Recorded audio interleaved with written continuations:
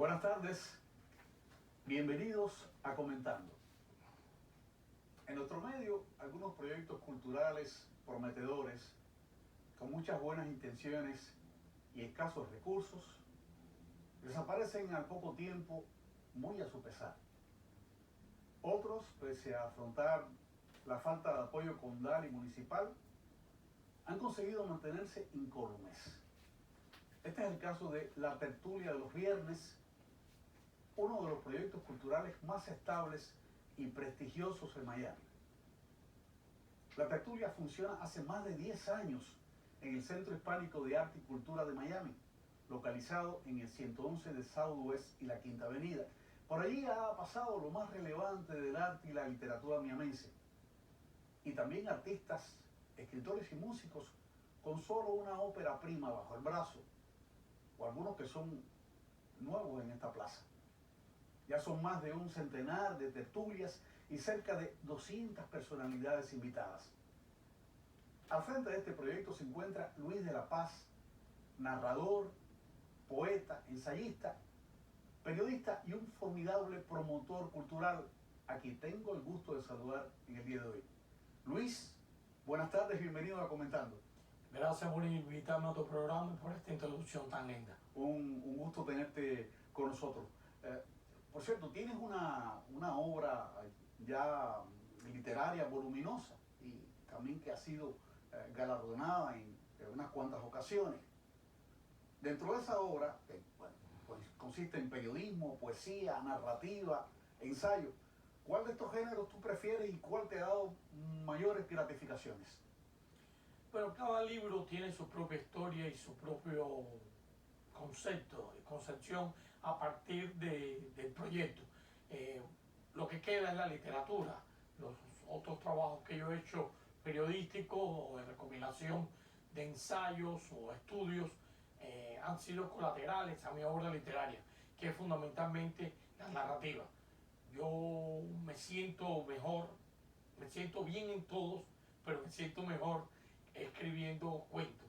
El cuento es con lo que yo empecé fundamentalmente y siempre mi obra se ha desarrollado con una fuerte énfasis en la narrativa del cuento. He leído que tu narrativa cuentística tiene influencia de Novas Calvo. Bueno, yo creo que mi obra en general tiene influencias de todo el mundo, de todo lo que yo he leído. Uno se nutre, la literatura es una acumulación de experiencias y de sensaciones y quizás pueda aparecer una referencia o algún tipo punto de contacto con Lino, que sería un gran honor, claro, o con otros narradores, Reinaldo Arenas, Borges, pero en sentido general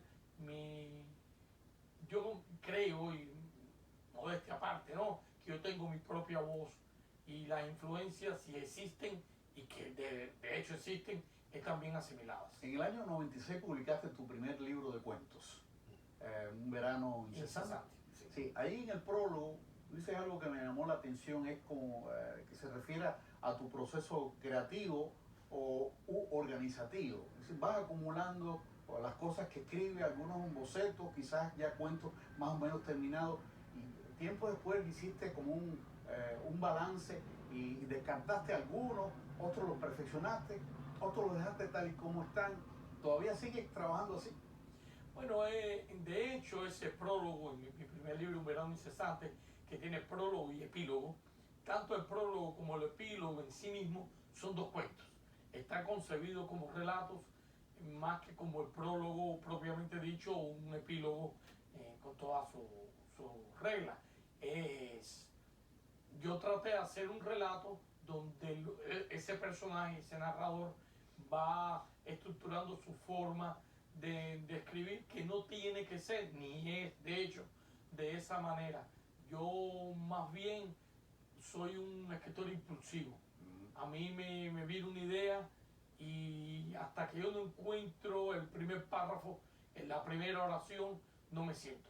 Yo tengo que tener el principio y el final concebido, y hasta que no viene la primera oración yo no me siento a escribir. Entonces el gato tampoco existe. El gato, existía el gato, pero ese gato arriba de los papeles, no existía.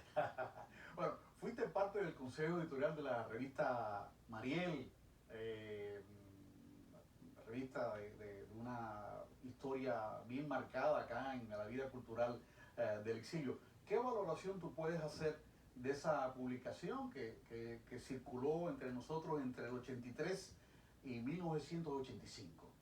Bueno, el hecho de que nosotros, tantos años después de, de esos 2 años que duró la revista Mariel, que se hicieron 8 números, se sigue hablando de la revista, es porque definitivamente dejó una huella.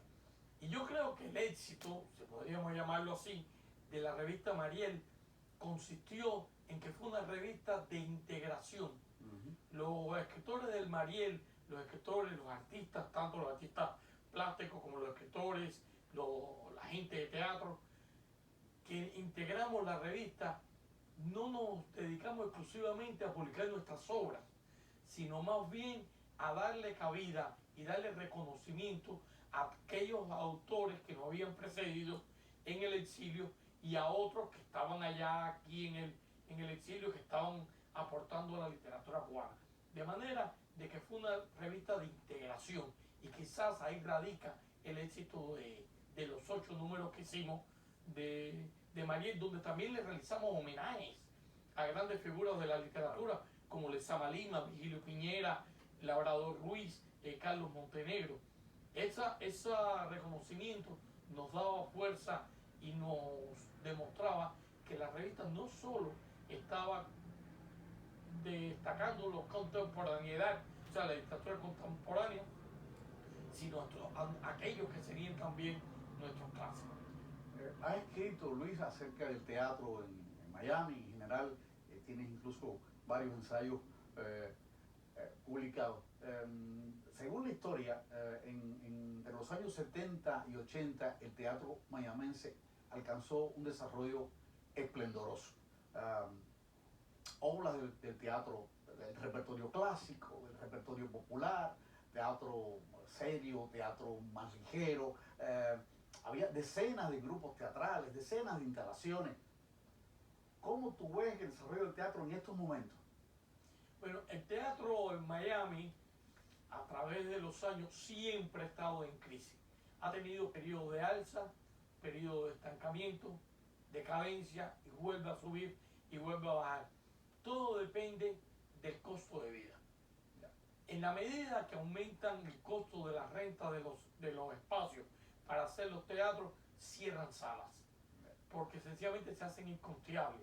La renta y la electricidad y todo se paga por un mes, pero el teatro funciona los fines de semana, Claro. de manera tal de que hay muchos días donde no hay entrada económica. Sin embargo, el teatro ha tenido una continuidad y ha tenido una fluidez constante y resistencia a todas las adversidades. Yo creo que el teatro, tanto el antiguo que se venía haciendo como el que tenemos en la actualidad, goza de buena salud. Qué genial sería que hubiera un apoyo acá desde el punto de vista de las autoridades, de las instituciones culturales, y poner a disposición un teatro en que estuviera eximido de ese gasto para los grupos teatrales, ¿no? Sí, eso sería ideal, pero no es posible porque hay muchos intereses. De hecho, el sistema de escuelas públicas del condado Miami-Dade, que tiene grandes escuelas, algunas muy antiguas, muchas tienen teatro. Sin embargo, esos teatros están subutilizados. Y entonces, cuán ventajoso sería para los teatristas poder disponer de esas salas que están sin incurrir en grandes gastos, de tener grandes rentas y costos. Sin embargo, no, están ahí, esos teatros no se utilizan, entonces hay pequeñas salitas, algunas más pequeñas que otras, pero todas mantienen una programación constante, ascendente, de calidad, y hay un teatro que yo creo que se puede catalogar, repito, a mí me parece que está sólido el teatro que se está haciendo en estos momentos en Miami. Qué bueno. Bueno, vamos ahora a un aspecto importante en tu actividad profesional actual, que es la promoción cultural.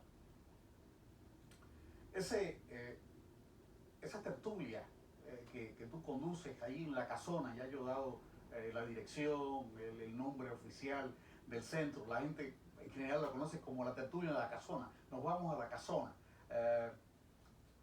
Se llevan a cabo el tercer viernes de cada mes, ¿no es así? ¿Desde cuándo tú conduces ese proyecto? Yo comencé ese proyecto en el año 2013. Ya. Una tarde estaba yo en un restaurante en la Pequeña Habana, que ya no existe. Ahí en la pantalla acabamos de ver una bellísima fotografía de esa casona. Al final vamos a dar de nuevo la dirección para invitar a los televidentes a que nos visiten. Adelante. Pues estaba en un restaurante y me encuentro a Pedro Pablo Peña, que era el director artístico, que ya falleció, del Miami Hispanic Cultural Arts Center y de Creation Arts Center, y me dijo que si yo quería hacerle una tertulia en La Casona. Yo le dije que sí, me pareció una excelente idea, y comencé ese mismo enero del 2013 a hacerle mi primera tertulia, que fue con la escritora y periodista Olga Connor. Ya. Ella fue la madrina, podríamos decirlo así, de ese programa, que se ha extendido por 10 años. Incluso este año, en enero de este año, Heriberto Jiménez, que preside el actual director artístico de Miami Hispanic Cultural Arts Center, en una de las tertulias, en la tertulia de enero, me trajo una proclama que había firmado la alcaldesa del condado de Miami-Dade por los 10 años de mi tertulia. Y eso fue una gran satisfacción, fue algo inesperado y un honor para mí que reconocieran la labor de algo que yo he hecho durante muchos años, que he asumido sin que nadie me lo pida, claro, promover la cultura, especialmente la cultura miamense, la cultura cubana que se desarrolla en esta ciudad. Claro, mire, esa foto que tenemos de tu primera tertulia, allá al final se ve a Olga Connor. Y bueno, yo aprovecho para felicitarte y manifestarte mi admiración por el sostenimiento de ese proyecto cultural, que invitamos a los televidentes a que nos visiten el tercer viernes de cada mes. A veces ocurre acá que estás dando esas actividades, has tenido artistas de renombre, como algunas de las imágenes que vimos. Por ejemplo, el caso de José Lorenzo Fuentes, uno de los escritores, narradores cubanos más destacados, sobre todo en el género del cuento. Además es muy variada la tertulia, porque aunque el concepto es de entrevista, un conversatorio, por ejemplo, yo tuve a la gran cantante Luisa María Well, que entre las cosas que llevó y exhibió en esa tertulia fue la medalla Edith Piaf, que ella ganó en Francia, que es un prestigioso galardón. Tuve el caricaturista Arístides, que yo le hacía una pregunta y él alguna de las preguntas me las respondía pintándome, haciendo una caricatura de lo que yo estaba describiendo, y así sucesivamente han sido tertulias. Tuviste también a Mike Porcel. Mike Porcel, que es toda una institución de la música, y un hombre que sufrió mucho durante los actos de repudio cuando intentó irse por el Mariel en 1980. Sí, hay una variedad de temas evidente en la tertulia. Bueno, ya has mencionado algunos invitados relevantes, quizás te quieras mencionar otros. Sí, yo he tenido incluso amigos y otros escritores. He tenido a la escritora Zoe Valdés, a José Abreu, a importantes escritores, Armando de Armas, José Albertini, historiadores como Pedro Corso. Incluso tuve el fundador de esta programación del Canal 17 en español, a Luis Díaz, sí, lo tuve en mi tertulia. O sea que yo he tratado de presentar una programación variada, abierta, plural. He realizado lecturas de poesía, de cuentos. Le hicimos un homenaje a Reinaldo Arenas por los 30 años de su fallecimiento. Otro a Alberto Padilla por los 50 años de Fuera del Juego, su polémico y tan importante libro. También hemos realizado actividades por los aniversarios del Mariel, y así es.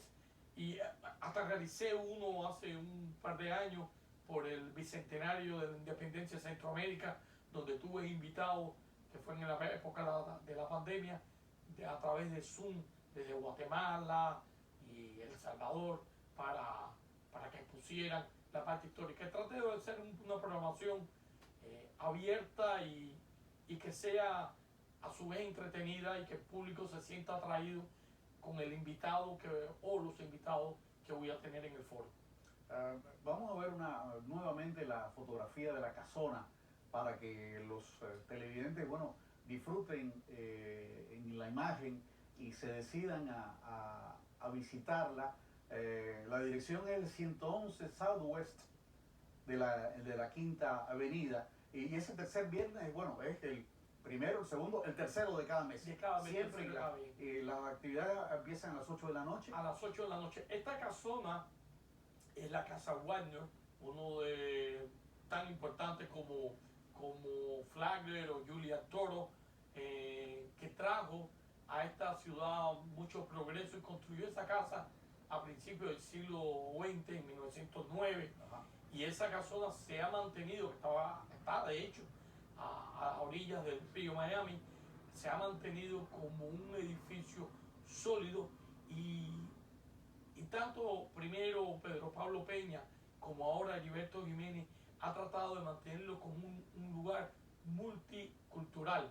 Esa es la casa del ballet, allí se organiza y se prepara el Festival Internacional de Ballet de Miami. Allí es la casa de varios eventos culturales, entre ellos el mío, que se realizan presentaciones de libros, exposiciones. Hay una galería que es en el salón donde se hace la tertulia, es una galería, la Galería Peña, Sí. y en esa galería todos los meses hay una exposición de arte nueva, o nuevos cuadros y nuevos pintores que exponen. O sea, que es bien admirable lo que está haciendo Heriberto en la casona en estos momentos para mantener la vida cultural y enriquecerla cada vez más a través de una sola casa, de una sola institución. Es que es fantástico que podamos contar los miamenses con esa posibilidad. Luis, desde niño te interesó el periodismo y bueno, lo has ejercido acá en Miami, sobre todo el periodismo de tipo cultural. ¿Tú crees que el periodismo cultural que se hace en Miami sigue teniendo un carácter más farandulero que crítico? ¿Qué opinión tú tienes? ¿O soy demasiado riguroso en establecer esa dicotomía tan esquemática? Creo que eres preciso. Aquí se le da más énfasis a los temas faranduleros que a los temas culturales. De hecho, hay periódicos donde ya no hay crítica de teatro. Hay periódicos donde escasamente las reseñas de libros son esporádicas, o las reseñas de libros, más que una reseña de una lectura y análisis de un libro, lo que se hace es una entrevista al escritor, donde es el escritor el que se encarga de poner en contexto su libro. Las exposiciones de arte también tiene poca limitación y poca difusión, porque la farándula, que si fulana y mengano se divorciaron, que si el hijo, que si el alcalde, el príncipe tal, o sea, lo que atrae es la bobería, como ocurre con las noticias. Claro. La noticia, se ha perdido el concepto de noticia para convertir la criminalidad en noticia. Incluso se llega al momento en que si hay un evento cultural, vamos a poner musical masivo, en el downtown de Miami, lo que cubre los medios de comunicación no es qué grupos musicales se van a presentar, qué tipo de música se va a presentar, sino lo que cubre es cuántos policías hay para custodiar y cuántos arrestos se hicieron. O sea que el concepto de información se ha distorsionado mucho y el cultural aún más. Claro, sí, el periodismo cultural como un reflejo del periodismo en general, que se ha deteriorado mucho. En otras oportunidades yo he hablado de la muerte, de la prensa, al menos de la prensa que conocimos, el modelo de prensa que conocimos y que era un paradigma para el mundo existente en Estados Unidos, el paradigma de la prensa de principios del siglo XX, etc. Yo de hecho trato de mantenerme un poco en la tradición del periodismo cultural. Si voy a reseñar un libro, leo el libro y hago una evaluación del libro. Si voy al teatro, hago una reseña del libro, de la obra. De hecho, yo llevo ya en los últimos 2 años escribiendo de nuevo para Diario de las Américas, específicamente sobre teatro, aunque he abordado otros temas, énfasis en el teatro. Es algo que se había perdido. En los últimos años, lo que se estaba haciendo es lo que se conoce como previews, que es una entrevista, un conversatorio o trabajar sobre la nota de prensa que envían los promotores. Y eso siempre es elogioso para incentivar al público a que acuda al teatro. Pero la crítica es lo que queda, la evaluación de un especialista o un conocedor, que en el caso particular mío, yo no me considero un crítico, sino una persona que hace reseñas de lo que ve. Claro, yo coincido contigo, es decir, pienso que es prácticamente inexistente la crítica literaria y la crítica de arte en la prensa de Miami, y si no es farándula, lo que encontramos son reseñas que son un elogio o una manifestación de mercadeo para que las personas compren el libro, pero no van más allá. Y muchas veces los propios autores se consiguen a alguien que le escriba, y a veces los libros son malos, pero bueno, me da pena con él porque es mi amigo, y sí, en la práctica le tiras un cabo para que a ver si el libro se vende un poco. Vamos ya en la última parte del programa. Me llamó la atención lo siguiente. Tiempo atrás escribiste un ensayo sobre el bilingüismo en Miami, y decías en ese ensayo que no le temías al Spanglish. Bueno, coincido contigo en el sentido de que, digamos, es menos temible el Spanglish que el español deficiente. Un español deficiente que se nota también en los medios de comunicación, en la prensa escrita. Como tú sabes, en algunos periódicos, los periódicos más importantes nuestros, los primeros que despidieron fueron a los correctores, y bueno, ya no hay posibilidades de arreglar nada porque no tienen personal de edición. Y se advierte en los medios de comunicación, pero también se advierte en los estudiantes de high school, incluso en los estudiantes universitarios que se gradúan y que no saben hablar un español correcto, no saben escribir una carta correctamente. Es decir, eso es más terrible que la incorporación al español de estructuras gramaticales del inglés o de palabras en inglés. ¿Qué opinas? Ese ensayo yo lo escribí a pedido de Maricel Mayón Marzán, que en aquel momento ya estaba preparando una serie que fue bien interesante porque fueron varios escritores que aportaron o especialistas sus criterios sobre el bilingüismo y sobre el español en los Estados Unidos, y se publicaron varios libros porque había un tomo, después ya agregaba más figuras a él y iba creciendo el libro. El proyecto al final se detuvo, no sé si es que se acabó o ella lo detuvo y me pidió ese trabajo. Yo participé de él, y entonces escribí, y me pareció, y lo sigo pensando, que el bilingüismo no es un problema. A mí lo que me parece más problemático en estos momentos es que los padres no se ocupan de enseñar español a sus hijos. Ahí ya en la segunda generación el español se va perdiendo.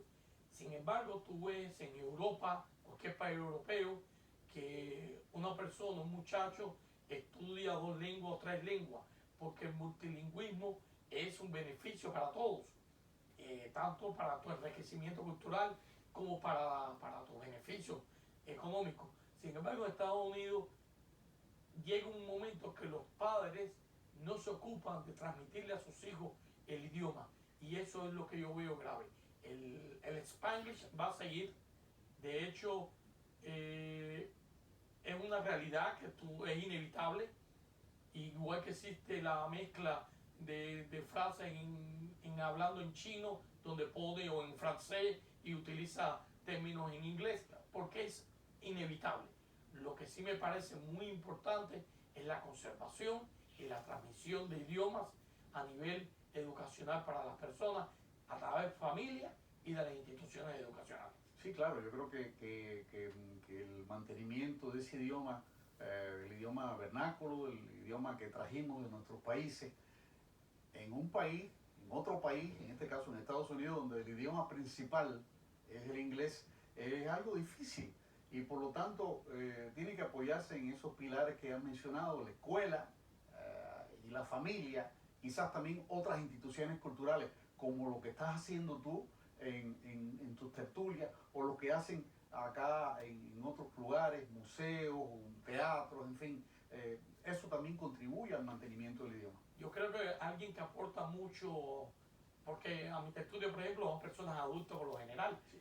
Sin embargo, por ejemplo, está la Fundación Cuatro Gatos, que dirige Sergio Andrés Caín y Antonio Orlando Rodríguez, que se dedica a llevarle de una manera muy sistemática a los menores libros en español y espectáculos teatrales, lectura de poesía y de cuentos a los menores, a niños, y lo hace de una manera bilingüe, de manera que los niños entran en contacto con otro idioma y se mantienen en contacto con el idioma de sus padres en algunos casos cuando son descendientes de personas que hablan español, a través de un programa enfocado en ellos a través del bilingüismo. Sí, esa fundación está haciendo un gran trabajo y próximamente la tendremos acá en Comentando. Bueno, ya en los minutos finales quisiera darte la palabra para que con la foto, con la imagen de la casona, le dirías unas palabras a los televidentes en torno a esas actividades que tú, digamos, de manera generosa nos ofreces.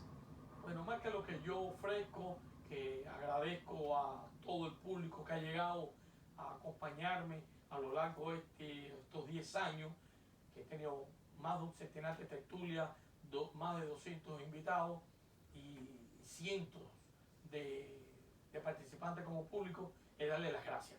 Pero lo más importante es invitarlos a que vayan no solamente a mi tertulia, sino que compartan otros eventos culturales, que vayan al teatro. El teatro necesita más que ningún otro medio del apoyo del público, que vayan al teatro, que vayan al cine, que vayan a presentaciones de libros que son gratuitas, algunos eventos que se hacen al aire libre, a conciertos de música que la Orquesta Sinfónica realiza a veces también en espacios públicos. Y eso, ir, asistir y llevar a los hijos, porque la vida no es solo el teléfono, la vida no es solo la tableta, la vida está precisamente más allá de esa distancia corta entre los ojos y la tableta. La vida está más allá. Muchas gracias, Luis de la Paz, por tu participación en Comentando. Espero que los televidentes hayan disfrutado el programa, al igual que yo, tanto como yo, más que yo. Nos vemos el próximo domingo en otro programa de Comentando. Hasta pronto.